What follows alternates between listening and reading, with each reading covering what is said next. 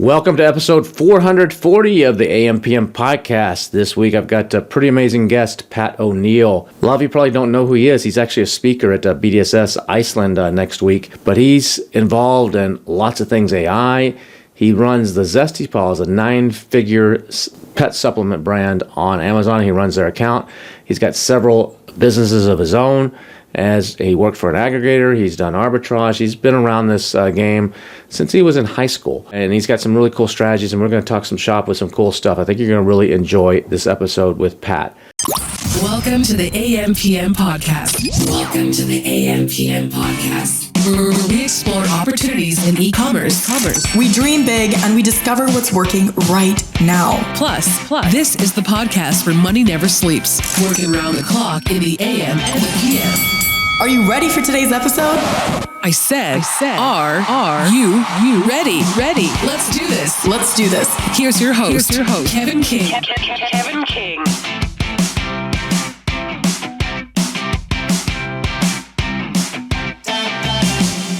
Another week, another awesome guest here on the AM/PM podcast. This week I've got Pat O'Neill. Pat, how are you doing, man? Doing well. Glad to be here. Appreciate it, Kevin. I know. We ran into each other. I think the last time was at a Halloween party. In Austin, right? In Austin, and you came up to me and you're like, "Dude, I want to go to Iceland." I was like, "Well, you can buy a ticket." And you're like, "No, I've got some good stuff that I can talk about." I was like, "Well, I hear this all the time from people that want to speak," and I was like, "Well, send me something." And then like the next day, I think, or a couple days later, you followed up and you sent me this stuff. And I was like, "All right, this sounds pretty good." So I'm excited, man, to see you next week at BDSS in Iceland. Yeah, I can't wait. I'm really excited for the talk I'm going to give. I think there's a lot of fluff in the industry, and I think what my goal is to cut through that and give people actionable steps that they can take right away. And, they can leave the conference with, something completely different to their game plan. So I try to avoid all that fluff. But yeah, you threw a great event, and couldn't stop myself from coming up to you and seeing what I could do to get in there. So I'm really, really happy and really glad that I got that opportunity. That's one of the things about BDSS. That's one of the reasons I started it, because there's so much fluff. There's so much people that come to events. I mean, I don't want to name it. We were just at one this week that, there's some good speakers, but there's also a lot of I call it corporate BS. Yeah. It's just corporate people, and they're just going by a script, and it's just a promo, and it's not really a value to a seller. It's like, what am I supposed to do with this? Or it's a recycled podcast, or it's a recycled presentation they've done 22 times on different online virtual summits or something. Or they'll go ahead and tell you how valuable your time is, and kind of give you the spiel of starting a business and not having to work for somebody else and stuff like that, which we all are aware of. That's kind of why we're in this space, why we're in this game. So I don't think we need to hear that. I think we need to hear the next steps of how do we do so and what action items can we implement today. That's why in BDSS I push the speakers, because I'm like, look, you got to go tactical. People don't want to sit here and listen to a bunch of like rah-rah.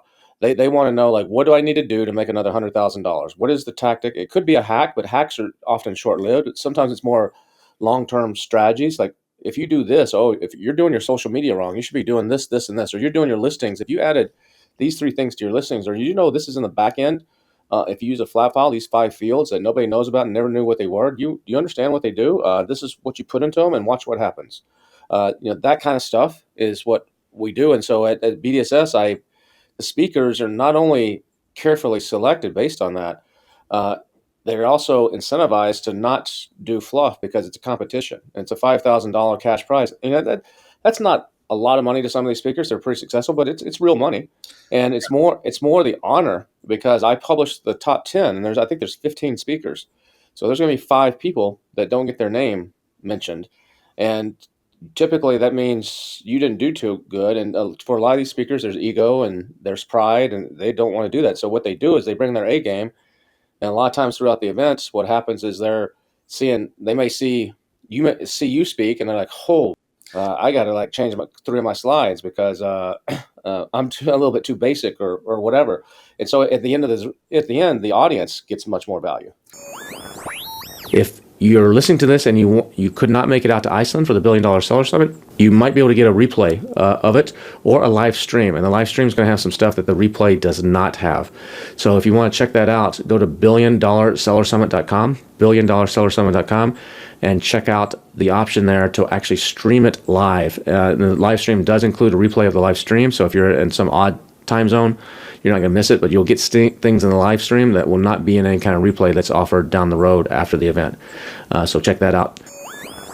I couldn't agree with you more. I think you found a really great way to gamify it, a healthy way to gamify it. So we can kind of compete against each other, but at the same time, we're all working together because we're all trying to, provide new insights. But yeah, it's not a motivational speech. It's a how-to is how I look at it.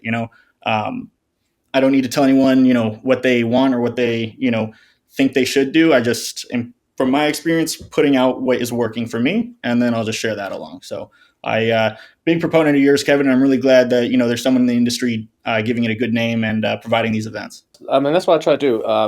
Whether it be with the newsletter or any of the trainings I do, I just try to say it like it is. And good, bad, I'll even share my failures. I've lost $1 million selling on Amazon on a product, and we've shared those. And I just want to keep it real, and that's what I like. And so speaking of keeping it real, what's your background? How long have you been in this game? So I've been in an Amazon seller since about 2017. So I started actually in the retail arbitrage game. So, just buying and selling while I was in high school. So I'd go to Walmart, I'd go to pretty much any wholesaler I could find. When Toys R Us went out of business, I cleaned them out pretty good. I'd travel around to Toys R Us all around the country, and I'd fill about. Were you one of those guys with a U-Haul and I was one of those guys driving my mom's Honda Pilot. So I was doing whatever I could to make it work. But I had an angel investor fly me out to Chicago, kind of teach me some of the ins and outs, and then from there, I was just filling up that car with whatever I could find. So it was pretty funny going into Toys R Us and having 6 shopping carts full of toys, and just everyone kind of. It's like I was living my 10-year-old dream. But that business, as cool as it was, and as thankful as I am that it kind of opened the door for me, it's just not a sustainable business practice. You run out of inventory. You're constantly worrying about other sellers and buy box, and you have to split a portion of that buy box. So you have to make sure your inventory is going to get in and out fast enough, and the margin is pretty low. So there are some people that I have met that have been able to scale that, but you typically need some really good connections in either a retail game or a wholesale game. So I eventually ended up dissolving that business and giving the account away, and then I moved into the aggregator model. So I worked for a large aggregator, and I kind of learned the difference of just selling on Amazon versus building a brand. And what I saw from that aggregator and what I've seen a lot over my career is, the inefficiencies created by scaling. So I eventually, as I noticed those and as I kind of saw the direction that we were going, I did end up leaving that company to start a brand for a new investor in San Diego, California.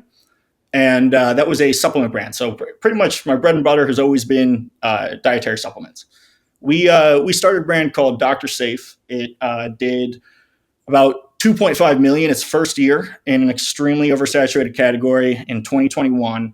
And it was going great for about 2 years. And the owner of it just wasn't really an Amazon guy. So he was taking money out of our account and paying real estate bills and everything like that. So when I would go to pay my supplier, my manufacturers, there'd be no money to pay them with. So it built kind of a lot of bad relationships, and it was really killing the brand. Imagine building a product with a BSR in 2 digits in a turmeric category and seeing it just be out of stock all the time.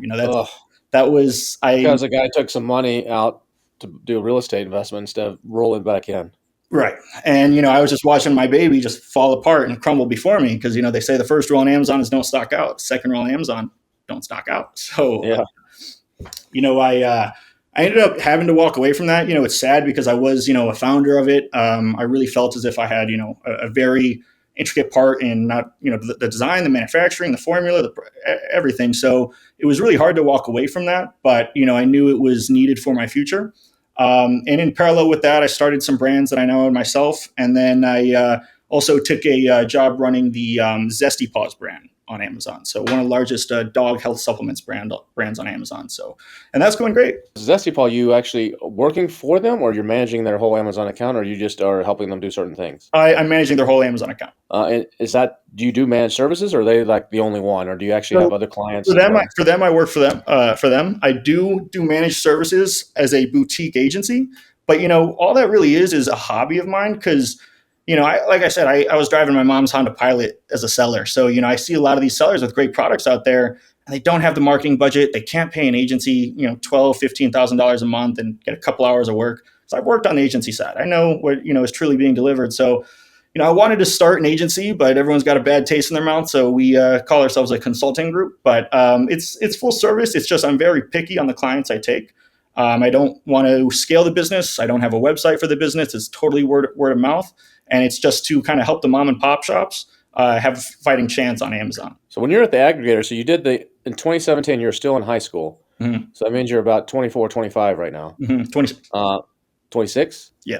Okay, so you're 26 right now. You did the arbitrage and you cut your teeth on that, so you figured out how to ship in stuff and how kind of the Amazon system works, which is a good way to do it. You had an investor that was helping you, so you weren't having to go up on your credit cards to buy inventory, and someone was helping you there. Mm-hmm. Then when you went to the aggregator, what did you do at the aggregator? What was your role? What were you hired on to do, and what did it evolve to? Right. So I started off as an associate, basically, coordinator position, promotions, Facebook ads, listing attribute edits, case management, all that stuff. And I was quickly promoted to a brand manager where I had, I'd say about like 3 to 5 accounts at any given time. And these are pretty large accounts, generally doing anywhere between $2 to $10 million a month. Some of them on the client side were a little bit smaller because what they would do is have 2 to 10 million per month, not per year. Just want to clarify that it's per month. Yeah, that's per month. So like a brand like Havas Nutrition, that brand does pretty well. So there was an agency arm of that aggregator and there was an own brand arm. So I did a little bit of both. From the brand manager role, I was then promoted to a campaign lead, which is really kind of just a bird's eye view overseeing much more accounts. So I was running 17 accounts, which I think no matter how you cut it, that's too thin. That's just spreading yourself way too thin.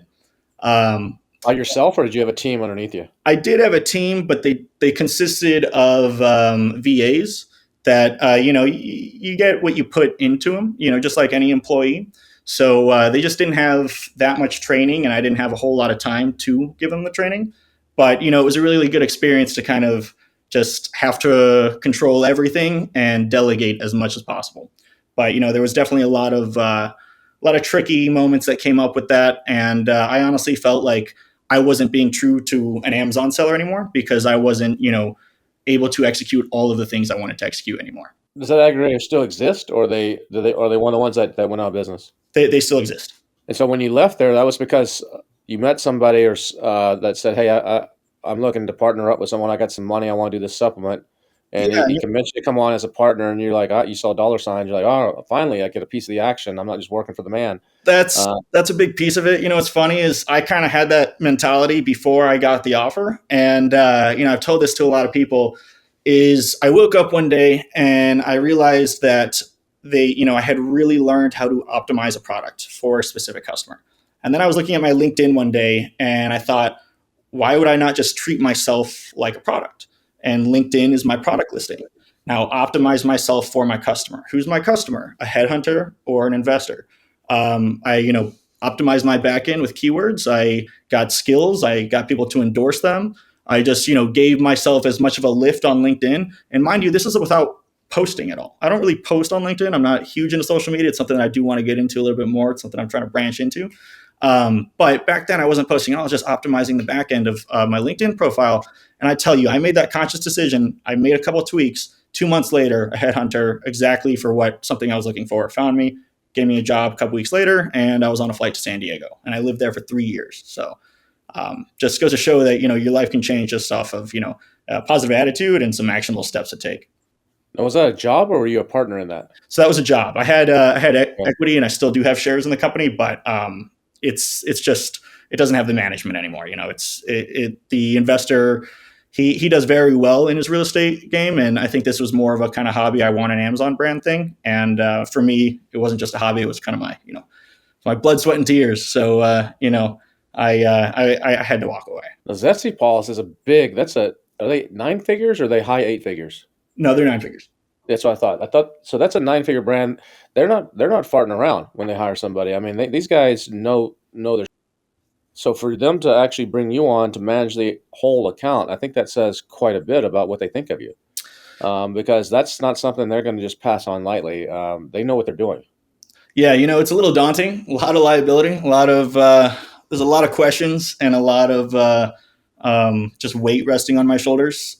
We have very, very ambitious goals.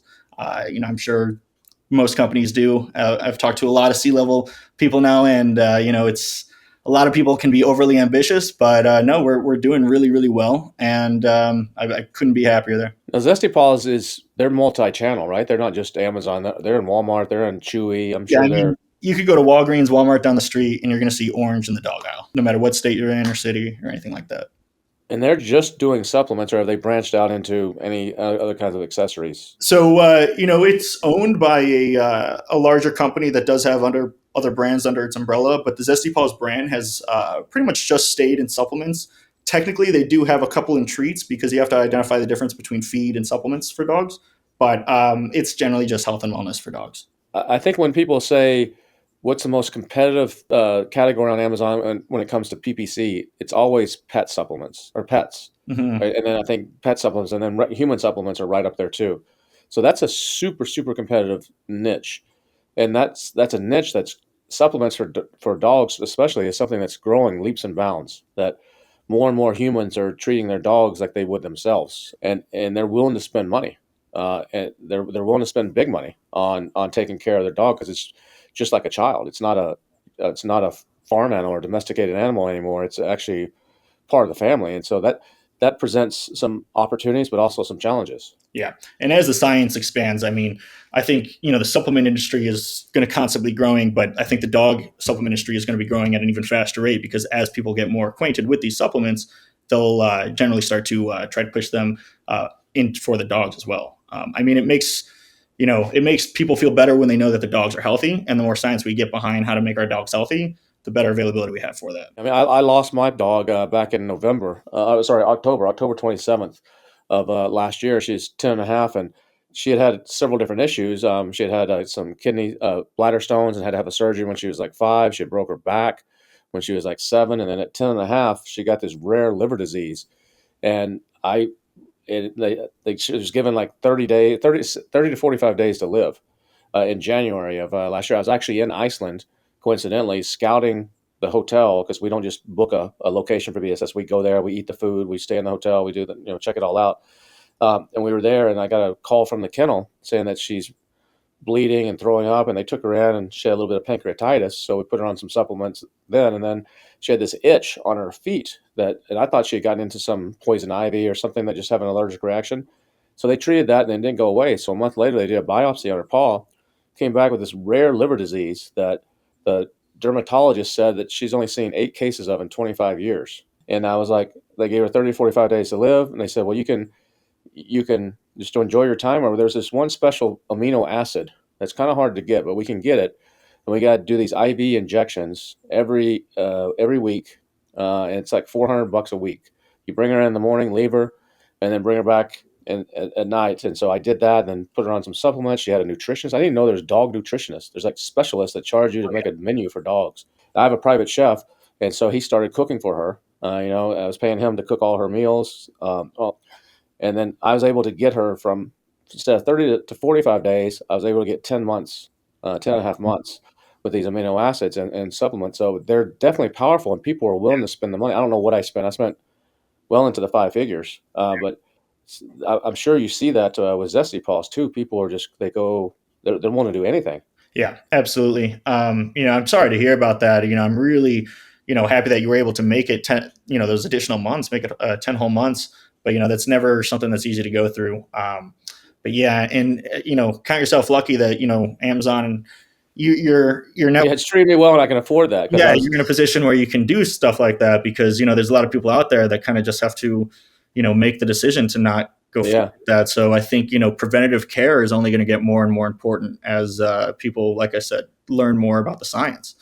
they are like our kids and they have feelings. I mean, I can tell when my dog's in a good mood, bad mood, bored, happy, or sad. They have that sixth sense. They just know who's a dog person, who's not, who's a good human, who's not. Not my They're, dog. He just loves everybody. yeah, they're amazing creatures. I mean, there's only there's only one flaw with with dogs, and that one flaw is that they don't live long enough. Yeah, That's I agree. that's their big flaw. But so when it comes to like positioning, when it comes to supplements, how do you? I mean, is it just leeching on the brand of Zesty Paws because they've been around for a long time and they've kind of got a moat around them with reviews and with a brand name, or is it still a major challenge to actually launch a new product or to maintain and hold position? I mean, it's definitely a challenge.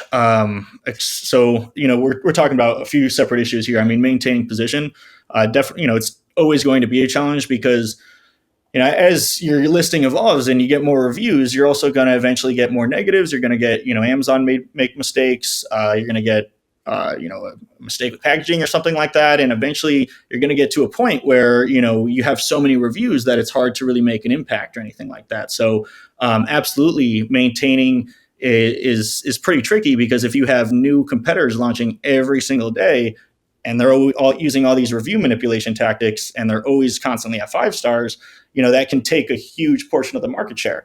Along with that, just trying to launch new products, there's a lot of resilience in the brand name for sure.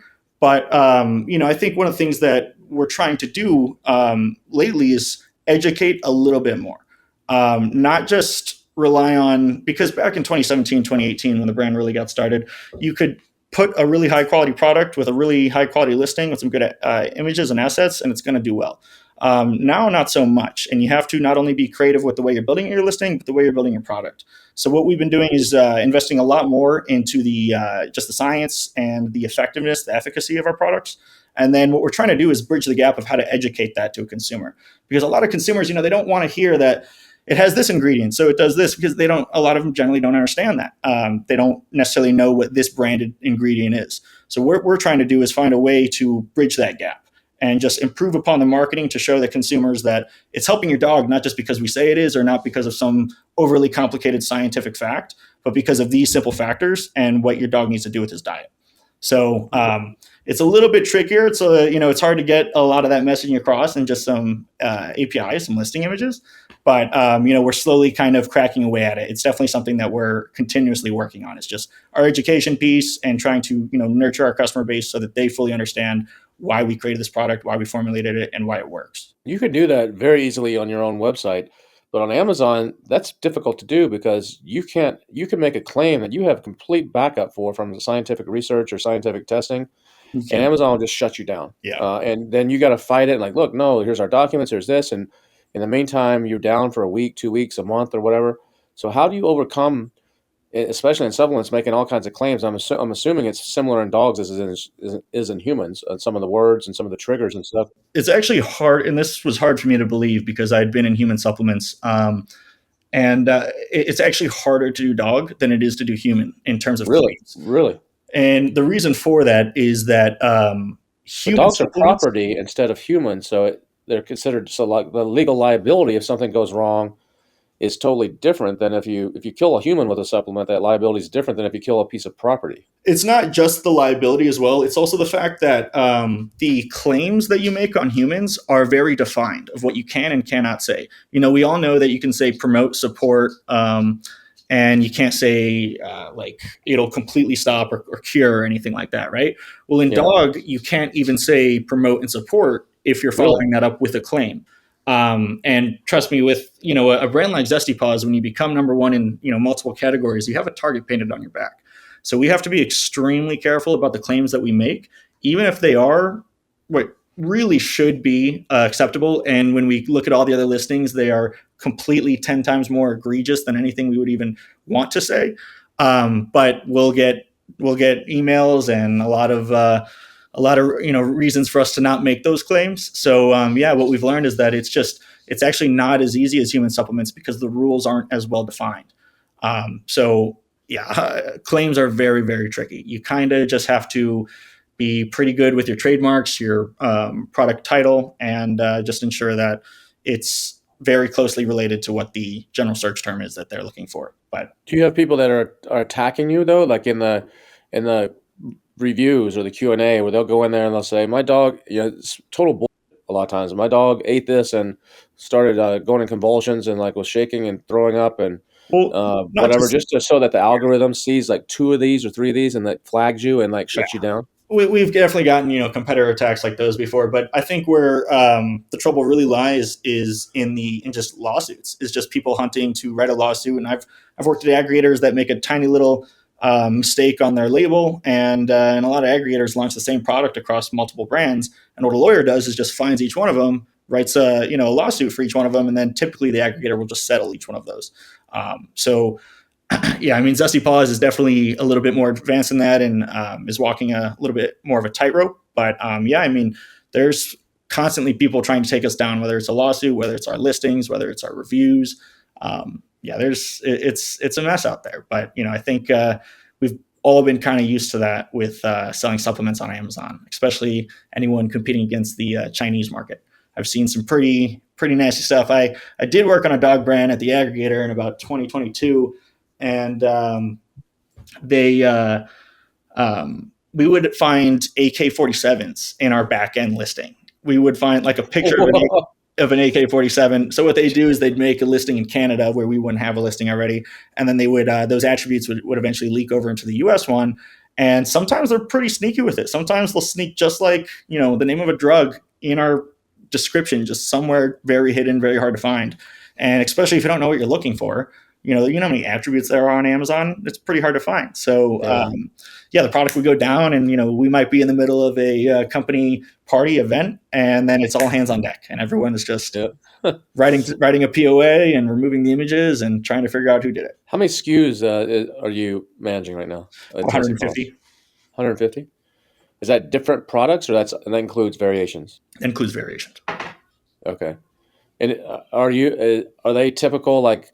A lot of sellers, it's that 80-20, like there's 3 or 4 or 5 hero products and the rest of them are just okay, or are they pretty spread out? I'd say the 80-20 rule applies, but not as much as it typically does with most brands, especially with like human supplements. There's usually like the 80-20 rule, sometimes it's 90-10, but for Zesty Paws, we do pretty well across the board. Obviously our best sellers drive a lot of that, but we have a lot of products, so and none of them really do too poorly. So it's pretty spread out. So is it Amazon first, then Chewy, then Walmart, or what's the order of like what's accounting for most of the sales? It's Amazon. Yep. So Chewy and Walmart and other places are just a small little sliver. Yeah, I mean they're great to have, and the Chewy marketplace is definitely growing. And it's hard to tell because Amazon's always trying to steal some of their market share. But yeah, I mean it's not peanuts, I'll tell you that, but it's not as much as Amazon now. Do you guys work with social media influencers or creators? Sure do. Yeah, we use join brands. We do some outsourcing ourselves, just working in the Instagram DMs. We try to find influencers that are passionate and motivated and actually want to produce high quality content. We want someone to spend some time on it, not just take a picture real quick and then move on to the next one. We definitely understand that not every ad is going to make money, and that's sometimes on us. How our targeting is set up. But we just love passion. So when someone is passionate about wanting to make a video with us or post with us, then that's when we'll go for it. We kind of look at that first, and then we worry about the ROI after. So I'd imagine being in supplements, subscribe and save is a significant portion of the business. So you can afford. So I'm sure your lifetime value that the average person buys, whatever it is, glucosamine for dogs, and they're going to stay on for 8.2 months or whatever the number is. So are you, for customer acquisition on the PPC, are you guys willing to go negative on that because or are you someone that's like, no, we want to make money on that first sale too? I'm someone who would typically be okay with going negative, especially when regarding PPC. And I'm someone that when I run PPC, I think your ACOS doesn't really matter. Your TACOS is what matters. Generally, on a lot of brands that I've managed, I keep ACOS at 80% sometimes, but I keep my TACOS under 10%. And what I'm doing is I'm bidding for ranking, and I'm going for organic rank. And as long as I'm ranked organically well enough, I'm going to get enough organic sales to the point where it doesn't really matter. So now that being said, Zesty Paws doesn't really we don't really lose that much on the first sale. Our customer acquisition cost isn't really that high. Now, sometimes we do like a first-time subscriber coupon or something like that, a little incentive to push if we have a specific product that we want to increase the subscribers on. But generally, we don't really lose too much on the first order either, unless it's from like an off Amazon traffic, like Google ad or Meta ad or something like that, or requires multiple touch points, or it's a brand new product launch that just doesn't have the reviews, doesn't have the infrastructure yet. Do you use any of the outside services like Levant or Stack Influence or any of those guys that are kind of like affiliate networks? I have in the past. We currently aren't right now, besides Join Brands. What are you doing when it comes to community and owning the customer? I mean, do you have package inserts? Are you building? I mean, at the sales volume you're doing, you should easily have well into the hundreds of thousands of people on an email list. I don't know how big your list is, but if you don't, that's a major oversight. What are you doing to actually build community around Zesty Paws? Yeah, so that's going to be a little bit more on the D2C side, more so than my department. We don't do inserts anymore, just because, like I said, we're too big of a target, and it's just too much of a liability. We've gotten dinged by Amazon in the past, and we just don't really want to take that risk. And Amazon sales are so great. We definitely is a team transitioning to capture those customers and bring them over to D2C, but the strategies are definitely not entirely connected. So when you launch a new supplement, what do? Do you have a customer list of previous buyers, or are you just doing it the same way as everybody else is getting buying reviews and lowering the price and running heavy PPC and using outside influencers? What do you do when you launch a new product? Yeah, I mean, all of the above. We definitely it's like we don't really want to use a list too much because if we're launching a product, we're also launching it on D2C. So we're typically going to use that list for D2C customers. So when it comes to Amazon, pretty much everything you said, Vine, any other routes we can get reviews, and then starting PPC. We don't like to start PPC until the product gets around 25 reviews, and hopefully they're healthy reviews. But other than that, there's a handful of other small tactics. There's a lot of cross-sell tactics. There's a lot of, linking it in your other products, A+ content. There's making a brand story for it across all your other listings, stuff like that. It really depends on the product launch, how much opportunity we think it has, and what investment we're willing to put behind it. But yeah, there's a whole slew of kind of micro actions that we like to take. Amazon posts, doing some social traffic, getting some Google traffic to it, just so Amazon shows that or knows that we're sending traffic, because they're always going to reward you when you send them traffic. So a multitude of many things, but they're generally Amazon related strategies. They're generally not relying on some large infrastructure that we already have. We're still kind of selling. We're on the same level as a lot of other people in terms of our tactics and strategies. We're just really we really go after them and do them. And that's I think people find it a little bit hard to believe sometimes of how can you grow on Amazon, and how is this product ever going to sell? But if you follow the formula, it works. As long as you're creating a good, efficacious product, you're offering it at a decent price. I mean, I've started brands of products that I thought would never work. I own a nuclear radiation protection supplement company, and we just crossed over $1 million in 2024. So it's it is kind of a crazy world out there, but as long as you kind of recognize that, you can make moves. So who's buying nuclear protection supplements? Are these people living next to reactors in like Long Island, New York, or out outside of Houston in Texas, where there's these big reactors? Or who's buying that? Or just people? What do they call them? Doomsdayers or whatever? Doomsday preppers. Yeah, preppers. It's going to be doomsday preppers. There has been a handful of people that are next to, like, I've actually gotten content from someone who happened to live next to a nuclear power plant. So he actually offered to go drive to the power plant and just make the content there. So he's on location. So yeah. I thought that was great. And he was passionate about it. And, he wanted a few extra free bottles so that he could stock them up for his family. And I was happy to oblige. But yeah, that company's funny. When I was at the Dr. Safe company at the time, and I'm a data guy, so I pay attention to a lot of data that other people wouldn't. And I was on Helium 10 one day, and I saw a search volume trend increase like I've never seen before. It was a 70,000x trend increase for the term iodide. And I've been in supplements, so I know of iodide, but I'm really trying to figure. I mean, I was like, is Mary Roots just taking off right now? And it wasn't that. It was what people were searching for on Google after that search was iodide in high dosage for nuclear radiation protection. So what iodide does, if you take it in high dosage, is it will soak your thyroid. And your thyroid is really what gives you trouble if you have radiation poisoning. It's what's going to affect the rest of your body, and also any potential children or anything like that. So your thyroid is really what you want to protect. And I pitched it to my boss at the time, and he said, no, it's a fad. It's probably going to end real quick. And this was during the war. As soon as the war with Russia and Ukraine started is when this happened. So, a few months go by. I learn a little bit more about the product. I learned that the NRC has stated that the shelf life can be extended up to 10 years for stable iodine salt. So I asked him, do you think nuclear tension is going to increase or decrease over the next years? Over the next 10 years? He said, increase. And I said, okay, great. Well, your inventory won't expire until then, so you're absolutely fine based off the sales volume we're seeing today. He still said no. I reached out to an investor I had met through previous Amazon events. And I asked him the same question. Do you think nuclear tension is going to increase, decrease? He said, probably increase, just based off the media and, the whole doomsday clock that they're always talking about. And, so we went forward with it. He gave me $100,000 to start, and we did about $600,000 the first year, and we just did $1 million the second year. So just with that one product, one SKU. One product. I mean, there's multiple SKUs. We have size variations now. Okay, yeah, but, just one tablet, and it just goes to show, like, nobody really knows. They just the data doesn't lie.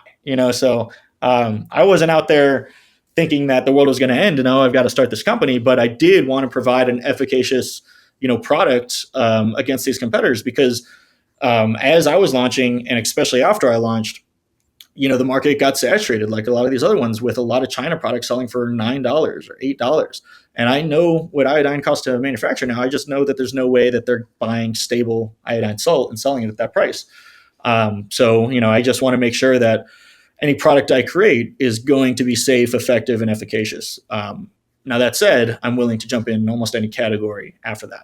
So was anybody selling it before you got into it, or there was one real player selling it, and we've since overtaken them. But now I tell you, this brand is pretty hard to manage from a cash flow perspective, because the fluctuations in sales. On a normal given day, it's the sales aren't that huge, but the second Putin opens his mouth, or the second, we, like, when those drones were over America, that was crazy. We 60x'd on a daily basis. So it was absolutely it's hard to keep inventory. So were you marketing around that, or that was just naturally happening? I don't do any fear mongering. I don't want to create an issue or a problem with this brand. I don't want to sell it to people that I don't want to sell it to people who don't think they already need it. Now, if it's something that you need, and it is something that people potentially need, because if you look at Chernobyl, what happened there is they did give iodine salt, the exact same product, the exact same dosage that I offer, and they gave it to the citizens 9 days into exposure. That's way too little, way too late. So you need to have it immediately. You need to have it within 30 minutes of exposure. So because it needs to already be in your thyroid by the time you're getting exposed to it. So is this just a salt? You just put it on your tongue? It's a tablet. Sprinkle it on. Oh, it's a tablet. Yeah, it's a tablet. Okay. So, and they gave it. The government gave it for the Chernobyl incident. And if anything like that in the U.S. happened, that's immediately what they would start doing, is start giving citizens iodide. So I like to just get it out of the way, put it on the shelf, hope you never need it. A lot of my reviews say, I hope I never need it. Great product, great packaging, hope I never need it. So there's no reviews that say this freaking saved my life in the last nuclear explosion or something. It's like it's like, I'm glad I have this on the shelf, 5 stars. It's exactly. It's not. It works perfect. It works great. There's a lesson in that too, because a lot of people on Amazon, when they launch products, the placebo effect is a big deal to a lot of customers. So like, if a customer is buying a fat burner and they don't feel a rush of energy, or they don't feel their appetite get suppressed, they're going to leave a 1 star. So if you're selling a product where people expect their body to feel different immediately after taking it, it's never going to be a 5-star product. Now, if you're selling a product that people don't expect, like a multivitamin, people aren't going to naturally feel a multivitamin the second they take it, or something like this, then they typically will rate it much higher, especially if your customer service and packaging and everything else is on point, your price and everything like that. So, so there's no subscribe and save on this, really, then. I do offer subscribe and save. We have Are like people actually doing that? They're just we getting have it a done. few hundred. The churn rate's pretty high, obviously, but yeah, I don't know Most who. people just mess up. They mess up and hit the wrong Yeah, button, and yeah. they probably don't realize they got to switch it. Where's this going? I mean, you're just sitting there like being like Doctor Evil. Like, man, I hope Putin's makes some threats. I hope someone makes some threats on the You know, on the flip side. It's like, no, I hope there's actually not a nuclear war. I don't want yeah, to die, but I yeah. do want to sell some iodine. I look at that brand like a hedge. Like I said, I don't do a lot of marketing for it in terms of like fear mongering and stuff, and like making. I mean, the drones work so well. I could put some balloons up in the air, and my sales would. I could tie some lights to them, and probably get a big boost in sales. But no, that brand is a hedge for me. It's a hedge against the end of the world. And as crazy as it seems, we are in a pretty If the end of the world comes, you're going out with a bang. You're going to have some money. You're going to have the best party. End of the world party a is going to very be valuable man with my fat. iodide when if nuclear war ever ensues. But yeah, it's an emergency use product, so hopefully no one's ever taken it. It says only ever take if exposed to radiation on it. It's probably not the most healthy thing in the world to The shelf life is 10 years, you said? take that much iodine on a daily basis. The shelf life from the manufacturer is 3 years, but that's kind of like a best by date. The NRC has stated on multiple occasions that any stable iodine that has a COA that passes these results can have their shelf life extended up to 10 years past its original shelf life. So technically it's 13 years. Now, to make that compliant for Amazon, let's say my inventory expired, I'd have to send it back to my manufacturer and just have them repack it and apply a new expiration, and get a new certificate of authenticity. Yeah, I mean, it can be extended. Yeah. So that's the only other brand you have? You said earlier you have several brands. Yeah. So I have I've got a handful. I've got a creatine gummy brand, a creatine powder brand. I have a couple other supplement brands like nicotinamide riboside, niacin. I have um, got a couple in the pipeline. I've got some gut health support supplements in the pipeline. But yeah, it's all supplement related. And then my agency is where I'm willing to branch out a little bit more to other categories. Only got 3 to 5 clients at any given time on that. So these other brands, is it just you, or do you have a team that's helping you, or a couple So VAs that's helping you manage all these? yeah, I've made a lot of good friends over my career. I've always said that the most valuable resource in this industry, or really any industry, is ambition. And whenever I find an ambitious, like-minded person, I give them the world. I train them up as as much as they need, and it's gotten to the point where I now work with a lot of my friends that I even knew in high school that wanted to kind of follow the same path as me. So I taught them up, and actually one of my best friends who I got a job at the aggregator. He was actually one of the ones who referred me for the job at Zesty Paws, and he actually manages another brand of their umbrella. So we do a little bit of co-op here and there, and kind of leverage each other's resources.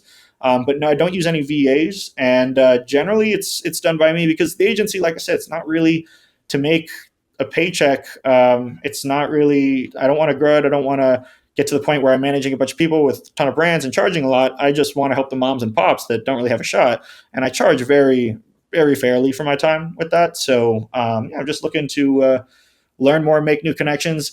And the beautiful thing, what I've learned about the agency is it's been a stepping stone for me because I wouldn't own the nuclear radiation company if it weren't the agency. The agency introduces me to one person who then gives me a couple clients, then those clients introduce me to investors, and it just kind of cascades from there. I truly believe that the more good business you give people, the more good business is going to come to you. It's just the natural order of things, and it sure hasn't proved me wrong yet. So what would you say are your 3 top keys to making a brand succeed on Amazon? Well, from a tactic standpoint or from the founder standpoint? From a tactic standpoint. Yeah, I mean, images are a lot. Images are 90% of the battle a lot of time because that's what people are looking at. That's what they're buying. They're not reading the bullet points. They're buying a product that looks good, that has proper packaging, that looks like it's from a trusted source. That's why for a lot of products, I'm switching over to photography rather than renders. So I think your images have to be a must. You have to have real lifestyle. The days of pasting a render over iStock are over. If you really want to make an impact in a saturated category, you can't really do that anymore. So imagery has to be best in class. Customers are instantly reassured in their purpose if they see a collage of 100 people that also are taking the product, right? So, get that right away, get product in people as many hands as possible. Here's a really, really good tip. When you launch a product, get a travel or sample size when you manufacture it. Just get it done 100% because you're going to be able to add that to Vine. You're going to be able to put that on Join Brands. You're going to be able to have people buy it from there. And you're going to be able to get reviews at a much, much cheaper rate. And also, you're going to have an entry-level product where people are going to be a little bit more willing to buy it rather than the high-price version. You can use it as a loss leader as well. Other than that, I would say, you have to have a really strong PPC strategy. You have to really know what you're doing, but you also have to be willing to pay for the data.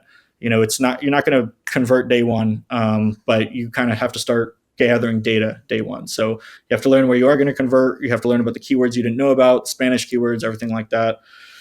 And then I'd say, I'd say off Amazon traffic is getting more and more important. Just a presence off Amazon, social media, email, anything you can do to prove that you aren't just an Amazon brand, because you have to stand out of the crowd now. There's just so many people, and there's so many people getting really good at off Amazon marketing and going viral on TikTok. Sometimes I see these products do it outrageously well just by putting a went viral on TikTok sticker on their Amazon listing. And some of these products, like a kind of made in USA sticker, but went viral on TikTok. Yep. Yeah. And some of these products didn't even really go that viral. Like I'll look into it and I'll be like, this isn't even viral. This is just like, but it's social. It's social proof. People aren't going to go check that. Social proof. We are as a seller. Like, what they do? Exactly. We got to figure out some reverse engineer what they did. Yeah. And you're looking at it like they didn't do nothing, but put a sticker on there. I can do that. Yeah, 100%. But it's ambition, man. It's you want to have to test things. Like I know someone's great or going to be great at their job when they, ask, hey, can I try something? And the first thing they do when they log in the morning is check what they tried, because that's always been my favorite thing. And that's like magic to me, especially when I first got to the aggregator, when I first started running a brand that was doing millions of dollars a month. I just thought how amazing it is that I can make a few clicks. I can either change an image, I can re-optimize it, I can change some PPC, and by tomorrow morning, I can see thousands of dollars of difference. And that is just, that's always been the dream for me. That's always what's been excited for me. That and getting a product that I started in all this in every retail. Like I want to go to Walmart and be like, I put that there. Yeah. That's cool. I don't know if iodide is the one for that, but maybe at a. You can put that at the Armory Surplus store. Yeah, exactly. That's exactly right. That's exactly right. Go into the Armory Surplus stores and put that in there. Yes, how's AI affecting what you're doing with all these brands? What role is AI playing right now in everything? It changed the game for me. I used to think one of the biggest things like stopping me from starting a brand was the creative overhead and not knowing how to make the brand look good and not having know how to do the label and the packaging and everything like that. I started messing around with DALL-E. I started messing around with Adobe's generative AI. And it really changed everything for me. This right here, this was all 100% AI generated. I'm not a graphic designer, and I designed 100% of it. Every piece about it was originally AI, and it looks extremely high quality. The second I take that package into retail stores, they take it right away. They place an order right away because it just stands out from the crowd and looks really good. I've been able to do some really, really cool things with AI. Can't wait to speak about them at BDSS. And I think you said you're a data guy. So are you using it besides pictures, and are you using it from a data perspective, or maybe that's what you're going to talk about at BDSS? Because you can do some pretty cool stuff on the data side with AI. I am, and I also am using it as like an execution. Like I have a GPT prompt that basically will, if you download all your Amazon reviews and just upload them and then paste the prompt, what it'll do is it'll start spitting out case logs for review removals. So it's the same thing as like what you'd see with Trace Views or Refix, except all it is a GPT prompt, and all it takes is somebody to enter it. But I've been messing around with the new operator model and the new Sora model, and those are incredible. So the operator model through GPT is you can give it a task and it'll go on Google and do it. So today I gave it a task. I said, generate me memes to sell more Zesty Paws products. And it goes to a meme generator website. I can see what it does. It goes to the CAPTCHA and it fills out the CAPTCHA itself. And then, it makes a witty little meme for you. And you can pump out hundreds of those a day. And all you got to do is click and it's going to do it. It doesn't do it very quickly, but you can have that running in the background while you do something else. When I've messed with it, there's a few times where it'll stop. There's certain things it can't do, like log into a bank account or something like that, where it'll stop, and you got to actually hit a few buttons to actually confirm that the human is driving. But it'll do it's pretty amazing. That's at the time of this recording. This could have changed by the time this comes out, but that's on the pro plan at $200 a month Yeah. is the way you get that. But that I think is where everything's going. And I've talked about this at a few different events, and I'll be talking about it a little bit in Iceland as well, where I think it's going to start going to agents, to where you're going to be having very specialized agents, similar to what Operator did. That's just the very beginning, but agents that specialize in different tasks for Amazon. One agent is nothing but a product opportunity agent. It's looking for those iodine things and looking for these big jumps. But it doesn't even come to you. When it finds that, it doesn't say, hey, Pat, I found this iodine thing. It's got a big jump and you got to go look at it. It's going to then talk to another agent whose specialty is sourcing. And it automatically ties into an API at Alibaba and global sources and maybe whatever manufacturers are in the US, or can scout their website and say, well, you can source this thing for $1.27 a bottle and you can sell it. Looks like the selling is $19.95 a bottle or whatever it is. In between, it's going to give you all your fees and be like your actual. They'll give you all the fees, and they're going to talk to each other, right. and it's going to say, well, the supplier, the agent that's the supplying agents, could say, well, I'm just using Alibaba as an example. Alibaba says that we also have this other version, and it's going to talk back to the original agent, that's the opportunity agent, and say, hey, we found this other version. Does this look like there's opportunity in it too? And then it's going to pass it on after the sourcing. It's going to pass it on to another agent. Let's do the helium-10 research, or look at the Amazon reports or whatever. And another agent's going to actually create the images, like the graphic you just showed me on the packaging there. It's going to create like 10 different mock-ups. It's going to send it to PickPoo or automatically, or Product Pinion, whichever. And it's going to actually give you the results back. And it's going to do all this stuff toward at the end. You're going to wake up in the morning and go, here's 7 things that you could sell right now. And we're projecting based on deep research from Gemini, because that's a really cool tool that will actually look forward looking, and you can actually do some forward looking stuff based on the past. Because right now everything that we do when we're doing research is based on past. We're like, oh shoot, look, last week this went up 70,000% or whatever that crazy number was, right? Or this is what it sold last Christmas, or we're looking in the past, and then we got to scramble and go, shoot, we need to source this, we need to get this out to market. I think it's going to get to where you can actually predict with 80 to 90% accuracy what's going to be hot 6 months from now. That's not hot right now, but and the AI and deep research on Gemini can do some of this right now. And even if it's only 80% accurate, most product, like, you've been doing this for a while. If you have an 80% success rate on a new product launch on Amazon, you're doing well. Oh yeah. So it's going to users at that rate. Yeah. So if it's 80% accurate, you're going to be like 6 months ahead of it. Shoot, this is what's coming. Iodine stuff is coming in February of 2026. I'm going to start making iodine laced jackets, because everybody's going to want a jacket or whatever what it is with salt all over it. And you run a test and you got 1,000 of them sitting there. So the day that Putin comes on and says that he's now going after Romania or something, and everybody's buying iodine jackets, you're there. Yep. That's where I think it's going to get to. And I think it's going to get to where it's going to become a quality of product, like you said earlier with Zesty Paws, and it's got to be really good, and it's going to be a speed to market thing. And I think that's where AI is going to make a major impact. Yeah.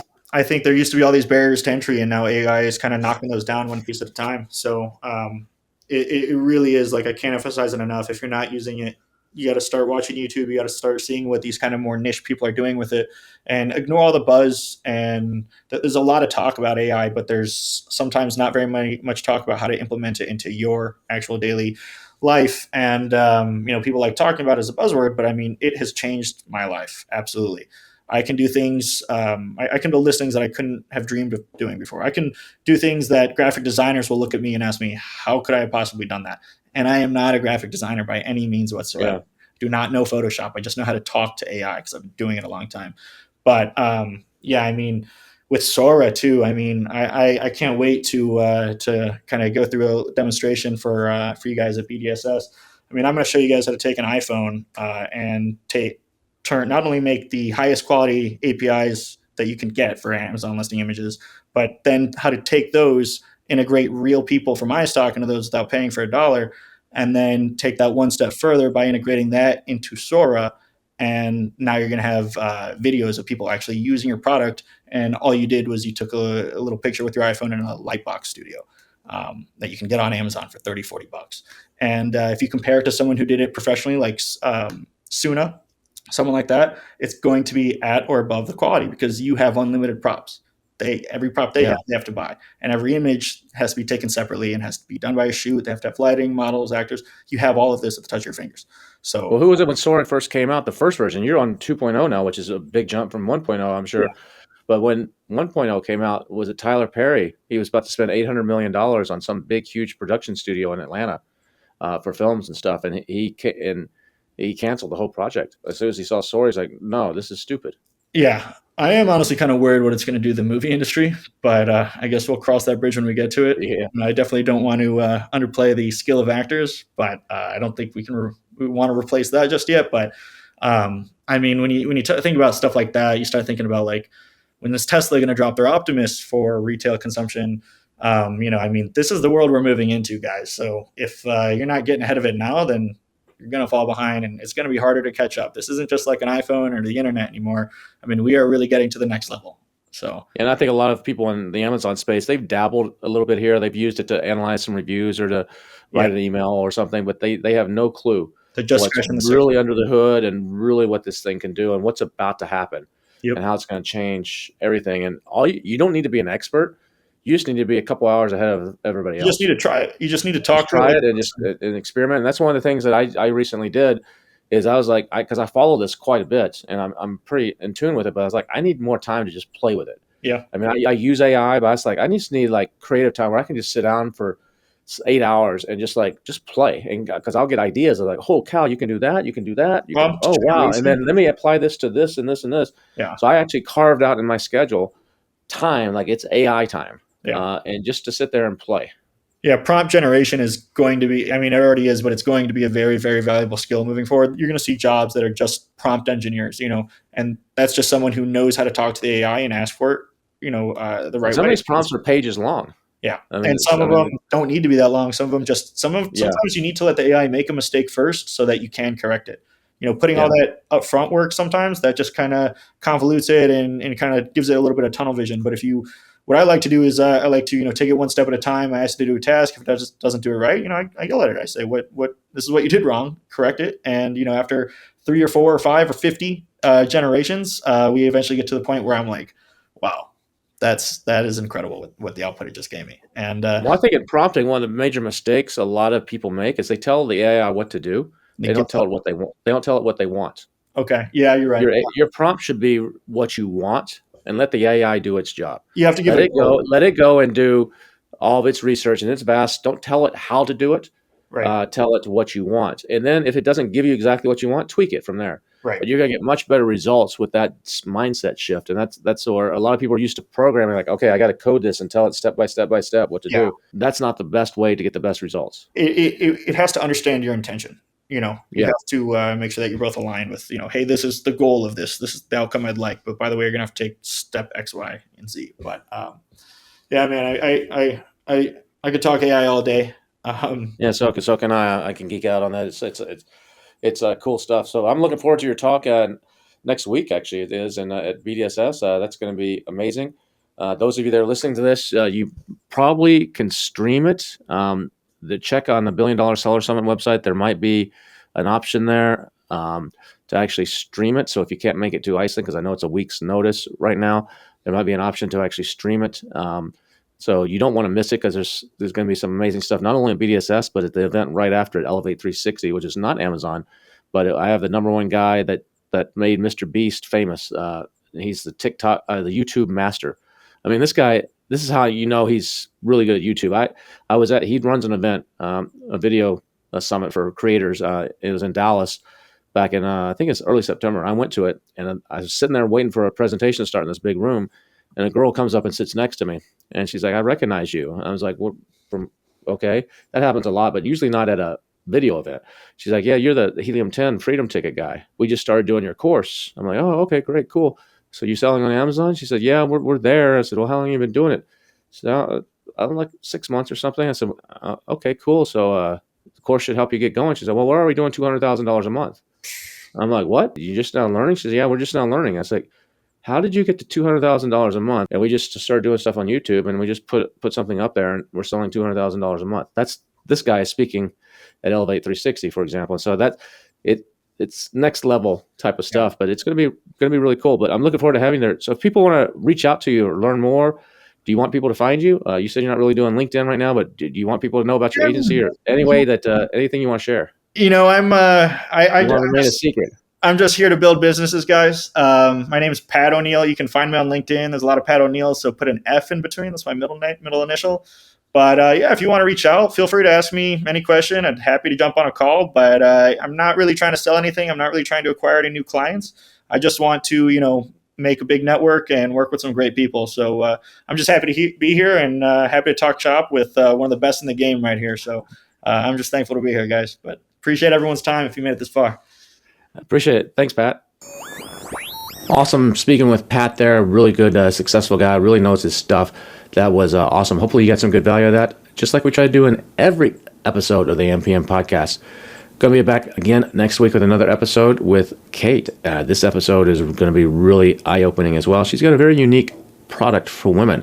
And she's going to talk about her journey of actually developing that product and getting it launched.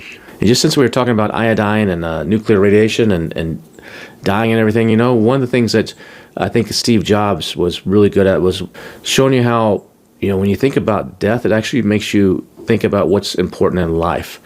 And there was a Stanford talk he did, I think back in like 2005 or so, where I'm just going to read this quote to you right here that he said, "Death is the destination that we all share. No one has ever escaped it. And that is as it should be, because death is very likely the single best invention of life." See you again next week. Take care.